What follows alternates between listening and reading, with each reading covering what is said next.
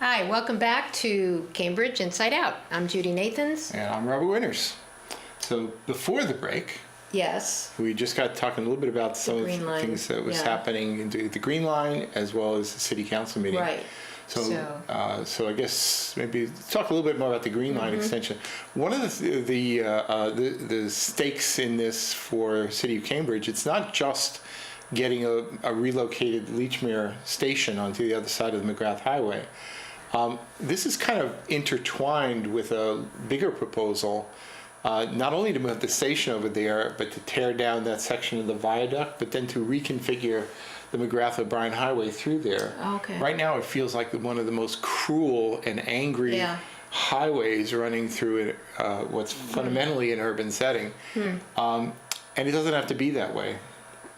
So there's been proposals for some time to recreate McGrath Highway through there. I guess, is it called O'Brien Highway there? Yeah, I don't know where you officially make the change. So is that that seems like a major project. But it's something that really does need to be done. And once you take that viaduct, which kind of crosses right over the middle of it all, and kind of you have to kind of thread the where you go traffic through and then you have to go off to the left to McGrath. Exactly. Yeah.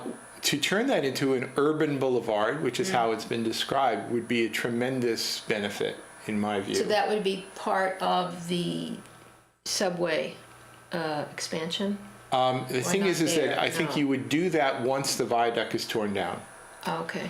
Right. So if the viaduct remains because the new station doesn't get built, then the McGrath Highway reconfiguration doesn't happen. Oh, so the Lechmere station moving is dependent on the viaduct coming down. Yes. Okay. They sort of happen simultaneously. Okay. Another thing is right now there's kind of a bottleneck in traffic where First Street sort of smacks into Cambridge Street and then it doesn't connect. I avoid that if I can at all. Well, one of the proposed reconfiguration would not only make McGrath O'Brien Highway into an urban boulevard, but it would extend First Street from around where the gallery and such is, straight through, which would be so much better than the way it is now. So that's a couple of things that would be part of that. Once the station is relocated, where the station is right now would then be redeveloped for housing, some open space, and some other activities in there, which would also be a tremendous benefit to that area. And something I'll speak personally to, and some may find this a little contradictory for me to say this, but about bicycles. Yeah, the times when I have to go cycling through there anywhere in proximity to the McGrath Highway, that is singularly the worst, scariest, most inhospitable place for cyclists anywhere I can think of. Do you see any cyclists over there? I don't know even how you get through there. You basically, it's really bad. Yeah. It's actually something I kind of find infuriating when I see people arguing to be doing some tiny little bike change here, there, or whatever, when in fact this most glaringly horrible setting is there. But if again, it's a state road, so the city can't just by fiat make a change. So. But they did talk about doing cycling infrastructure, including cycle tracks. Now, many people who know me know I'm not the biggest fan of cycle tracks, but I've always said that cycle tracks make sense when you have cyclists in proximity with higher speed roads and multi-lane highways. Right. That's a place where it makes total sense. And not on a street where it's 25. So you heard it. Yes, I'm in favor of such a cycle track. Yes. Okay. Right. And so that will not happen until this gets resolved. The Green Line extension commences. So either way, we're talking years.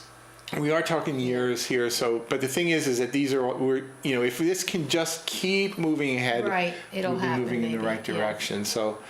So anyway, I thought that was an important thing to keep in mind. It's not just about the train. There are other aspects as well.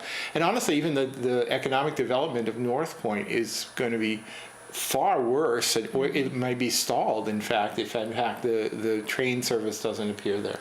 That was all part of the plan. It's all part of, that's what everyone counted on. Also, real estate prices have gone up. And this is one of the reasons why. Square and Somerville. Absolutely. Yeah. So this is one of the reasons why I don't think it's that hard to convince the North Point developers to kick in some cash. Yeah. and maybe even more. So Yeah, that's where they have to get the money. they got a lot of skin Yeah. in the game there. Yeah. So anyway, that was one thing. Now another thing, Yeah. speaking of sort of traffic, whatever, there's a issue came up at city council meeting On the speed limits. about speed limits. Now Yeah. this I is was shocked, actually. I didn't know that it was normally 30. yeah. The thing is that I mean I just think it's archaic the way Yeah. the state law is inadequately written, where they just make a distinction between you know highways, driving 55 miles or 65 miles an streets, hour, that's it. and if you're in a thickly settled area, the speed limit is 30 miles per hour. That's crazy. And if you want it to be anything else, you have to basically do studies and go to the state and ask permission to have a different speed limit.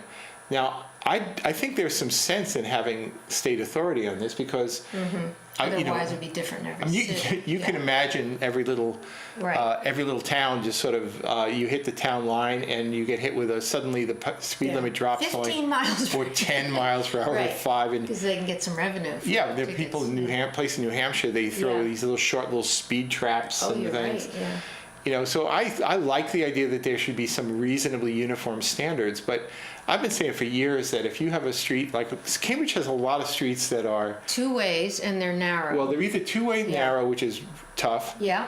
but if it's two-way, then there's width. What's actually, for me, worse are the one-ways with parked cars on either side, where because you don't have to worry about a car coming the other way, cars go very fast down some of these streets. Well, that's a good point, too. You're right. But the two ways where there's really only room for one car, well, actually, Right. maybe they're going slower to begin with. You're They right. might, So right. you're right. I think the one ways, yeah, like Pearl Street, some people just barrel down that street. Exactly. But isn't there a posted sign? Isn't that one street where they posted I different know signs? Western Avenue has a 25 limit. I've Brattle seen Street does. 25, They may have a 25 on that. So what did people have to do to? Was You that? have to do a traffic study, and you basically have to present the evidence to the state to get the okay. So who starts that? Does the community start that? Yeah, And put well, pressure on usually traffic the local department? city council would Okay. do such a thing, or maybe the So I'm traffic going to start department paying would attention initiate to it. where I see those But signs. the point I would make is simply this: is that I think the state needs to rewrite the way they How it say exists this. now. Yeah. Just having sort of like really fast and thickly settled. Yeah, it's not That's enough. just not enough. Right. I think they need to put in categories for what you have to make a clear, enforceable definition of what constitutes a, quote, neighborhood street, Right, unquote. especially because they didn't envision all the cyclists back then. Right, but Because even, some streets you have to cycle and share the road. right, but you have situations now Yeah. where a kid could just step out from between two parked cars and just get whacked. Yeah, but that could happen at 20 miles an hour. It could, but the thing is the likelihood of fatality dramatically increases when you get above 20 miles an hour. So, Yeah. so to me, there's the state. So listen to me, Sal DiDomenico and Tim Toomey and All right. Marjorie Decker. You guys need to get on the dot. Just make it happen here and start talking about the possibility of Changing having that, new definitions put into state law defining neighborhood street that basically sets a standard of 20 or 25 miles an hour in some streets based on what they are, not based on Yeah. what the political people decide they want to do. So at last night's meeting, did that get discussed like that? Because I don't Well, remember. I mean, it was an order from last year or so from Councilor Carlone called for posting advisory speed Oh, limits that's that how it have started, no okay. legal Right, muscle at all. right. I said, well, it's a nice thing. I mean, people will go, oh, Yeah. I'm being advised to slow down. But it would be better to have it more official, is what you're saying. Yeah. Legal, yeah. So I just think it would be better to be able to just say these are neighborhood streets. Mm-hmm. The appropriate speed limit shouldn't be 30. 30 is like a race car for Yeah, a it's neighborhood fast, street. 30. Yeah. And the fact that the state legislature just leaves things in this archaic state without thinking ahead about the way things should be is to me kind of pathetic, but that's the way it is. Well, when was it written? I mean. Well, I mean, listen, it's the same state legislature that doesn't feel any obligation to change the law regarding the way we do elections. I mean, just topical right now as in we terms speak. of, like registering and same-day vote, all Yeah. those issues. Well, they did some of those a changes. week-long- They made some Yeah. changes to that, Did they? but how they fill a vacancy, or today, Oh, right, yeah. today the special Petrocelli election, yeah. seat in the state senate today Yeah. is officially right now. The polls are open. Right, and I in didn't Petro- go because I didn't I didn't realize I had to go. So this is the final, the deciding election to fill that Senate seat. But there were it was 7 or 8 candidates in the Democratic primary a month ago. It should have been a run, like you said. It should have been a runoff and not a. Yeah, and just to elect one person who will then run unopposed in a thoroughly meaningless election a month later. Right. So this is, let me say it officially, this is a thoroughly meaningless election happening right now. Wasting resources. And it's just silly that in fact the state law doesn't have some better method for filling vacancies. And the state legislatures should do something about it. Yeah.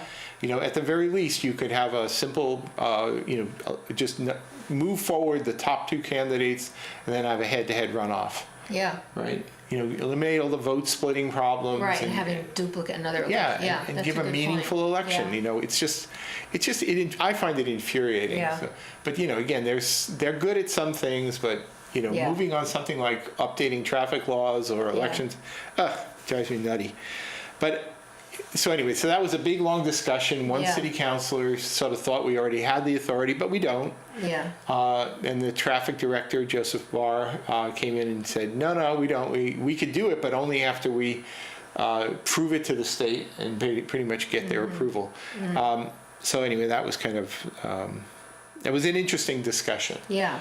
Right, going essentially nowhere, but, still interesting discussion. The third thing in my list of 3 for the city council meeting was, all right, so as many folks know, there's an ongoing process of at least, designing the system we're going to determine who the next city manager will be. So we're in the kind of pre-screening phase where I think they got some bids. They're opening them this week, I think, for the companies who will be involved sort of as a, shepherding the process. It's kind of helpful to have an external body do this for confidentiality reasons and other reasons.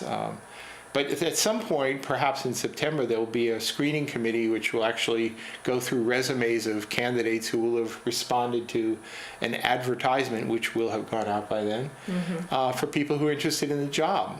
And it's a pretty important role.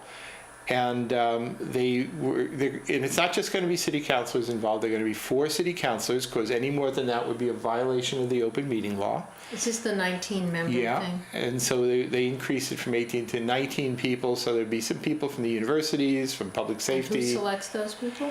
Well, fundamentally, the whole process is shepherded through by the Government Operations Committee, which is chaired by David Marr. So my presumption would be that David Marr would be the one making the appointments in consultation with the mayor, because that seems like sort of the right way to do it. But where do they get the names from? People can self-nominate. Is it like the Envision process? Honestly, city councilors can put up names of people who they think would be good for that. So they present it to his committee, to David and... Yeah, I mean, there are, I think, is it 5 members on the Government Operations Committee, but, so they might have to do some vote or whatever. But anyway, what happened as a result of this is that I think there would be some concern by some city councilors that somehow they wouldn't get as much say in the process. So Councilor Devereaux put in not an order, it was a communication asking that it be considered that the 4 councilors who would serve on this larger screening committee should be chosen by lottery. And it was I thought it was an interesting kind of political back and forth about it. Personally, I don't think that's a good idea. Why? I'll play devil's advocate. Well, first off, I think that the choice of David Marr to chair the Government Operations Committee was done in full knowledge that the biggest part of their job this term would be shepherding the city manager process. So just to be clear, voters of the city elected 9 city councilors.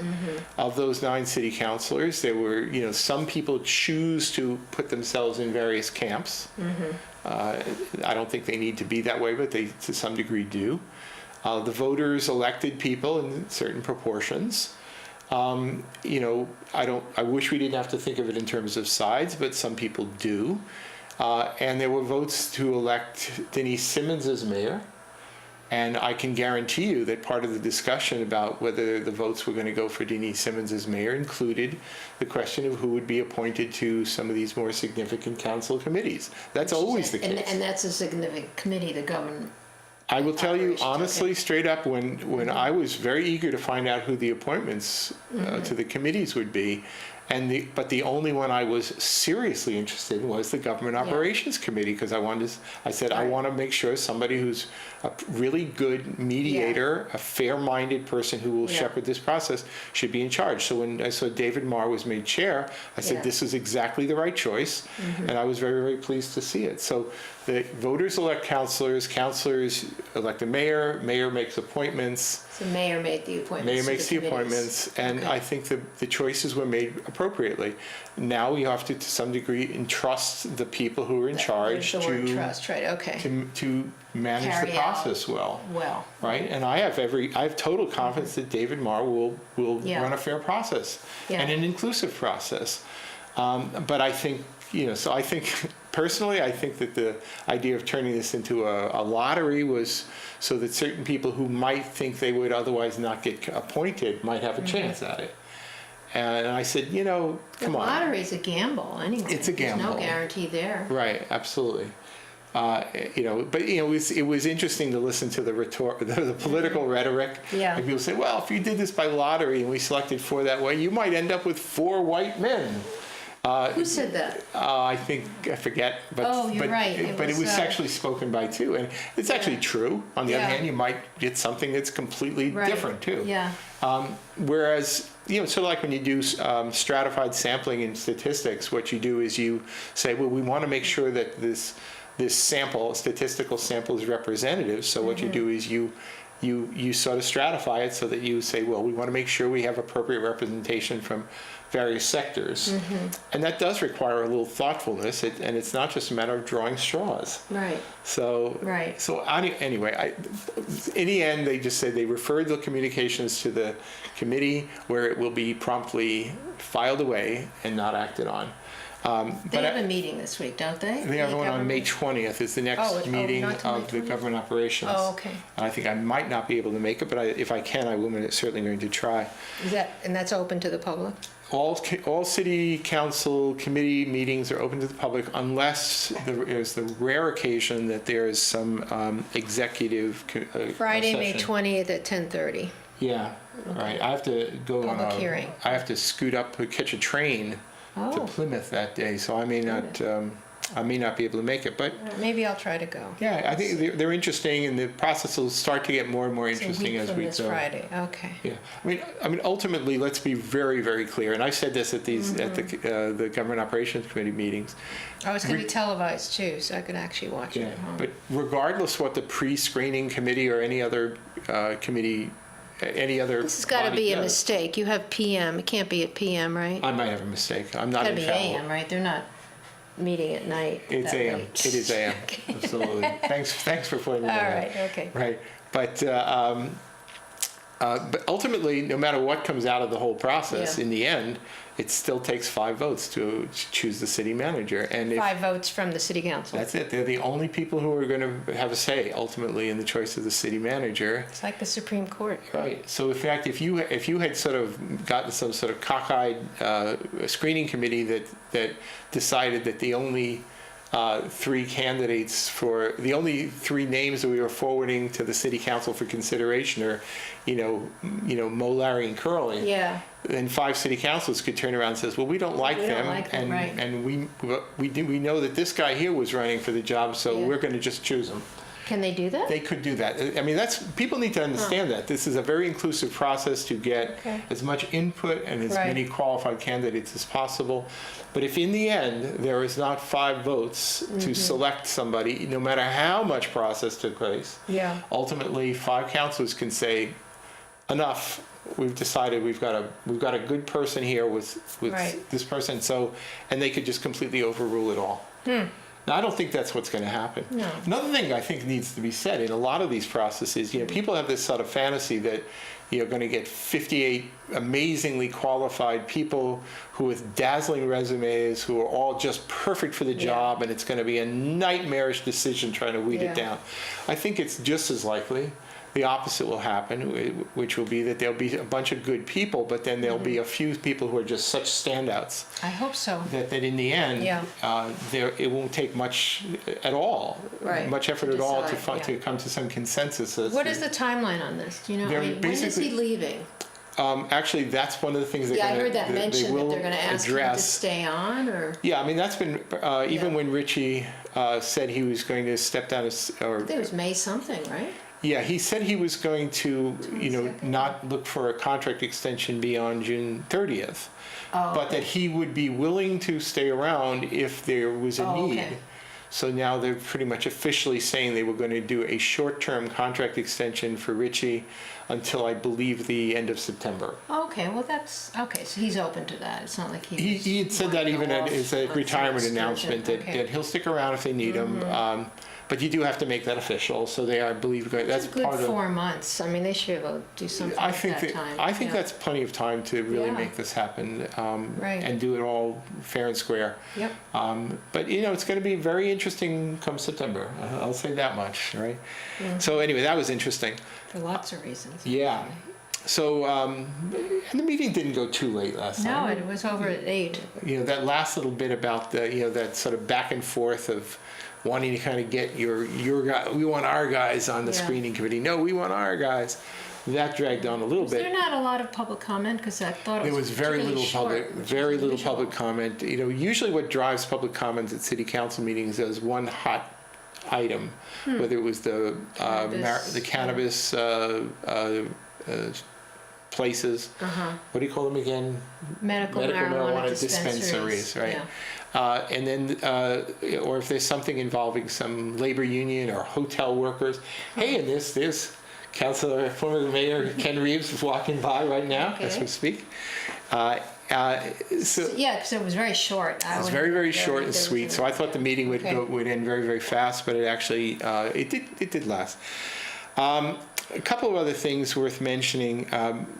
After this meeting, at 7 p.m., the Cambridgeport Neighborhood Association having their monthly meeting. Having a monthly meeting over at the Central Square Library. Second floor. Right, and there were two items that caught my attention. One was this sort of I just sort of kind of call it kind of an oral history presentation where about I forget exactly who's presenting, about people who telling stories of living in the people who've lived in the neighborhood a long time. Is that before the presentation? I don't know if it's before or afterwards, but the thing is I do love that stuff. So to me, that's attractive in itself. But the other thing too is that as I look across the street over the site where the Mass and Main.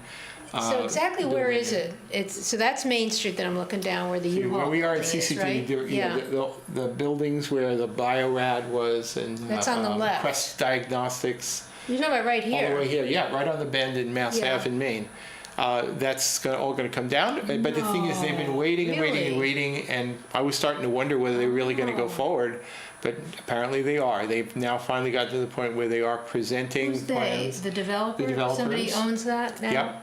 And there's been some change, actually, even in the ownership, which was anticipated.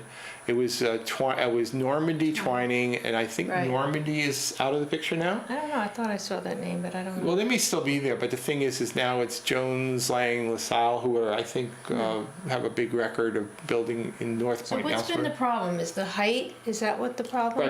Right, but the zoning was changed, so they actually have their approvals. Okay. So now it's all a matter of the design of the building. They had, preliminary designs that were presented as part of the zoning process, but, in the end, they still have to sort of say, well, what's the actual building going to be? So there have been some changes I've heard, but I haven't seen them. Well, right now, there's really no, is there any residential over there? There's none now, but there will be. Probably on top of that other building, I see. Yeah, there will be. But there will be. It's going to be I think something like 200 and some odd 200 dwelling units in there. And storefronts or no? There'll be ground level retail. Ground level retail? Yep. And personally, I think it'll be a great improvement. Yeah. But I'm interested to see what it's going Sure. to look like. So, I'm going to that meeting. Okay. I think that's definitely We'll worth present at that, seeing. so that's like 7 to whenever they close. Yeah, I don't know exactly when Yeah. they'll have, but that's something that's happening. Another thing, we're former members Yeah, of the Recycling Recycling Advisory Advisory Committee. Committee. If anybody's interested in that, they're having their meeting. 8 a.m. It's tomorrow morning, and it's going to be interesting because you're going to have, first of all, Clint Richmond, who is Mr. Sierra Club, talking about the polystyrene, or educating members, apparently. Or indoctrinating members. I don't know. I mean, they could have read his notes. But anyway, but also Adam Mitchell from Save That Stuff is going to talk about the new changes in composting and what's going to happen to our compost. There were some changes. Digestion. Okay, yeah. So it's going to be interesting because I would love to be there, but every other Wednesday I will go and I will report. we have on our it. Central Square Safety and Infrastructure I meeting. thought you had one last week. I think it was 2 weeks ago. We're going to have another one tomorrow morning, Oh. and those are one of But my. Owen won't be there. Owen will not be there, but that's He comes to okay. this Maybe meeting. we can get Okay. John Nardone, but we'll have I somebody. don't know. from- I think we're going to have the big ones at ours. We'll see. Really? Yeah. I'll fight you for it. All right. We'll All right. see. But anyway, so if anybody's That's interested tomorrow in at that, City Hall. at City Hall, 8 a.m., and Yeah. then my meeting will be at 8:30. So actually, maybe they'll run over here afterwards. And as we say, there is the budget hearings coming up. Actually, there's one other last little thing, and I may screw up some of the details a little bit here, but the neighborhood and long-term planning and et cetera, city council committees have a meeting about Oh, right. Yeah. sort of coordinating Celebrations. that things sort of- about. Yeah. Yeah, but the thing is that, so there's a meeting happening this Thursday after the budget hearings, all about joint hearing on discuss In the issues evening, related to right? non-citizen 5:30, representation and outreach. Oh, It's right. interesting, I only mention it because there was a press release came out from the city. There was something established a few years ago that was never appointed. It was a committee on. Oh, and immigrant rights and immi- citizenship. It's Immigrant right rights there, and yeah. citizenship.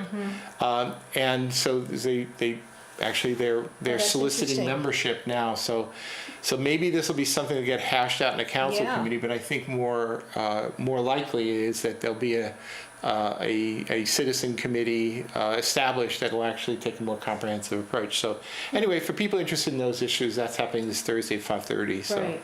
And I presume And it'll a be lot at of the this City you Hall. can find on the Cambridge Civic Journal, but we'll also keep on the informed. city's It's all over the city website. So If you look at their yep, reports. here we go. Anyway, until next week, this has been another edition of Cambridge Inside Out. Night.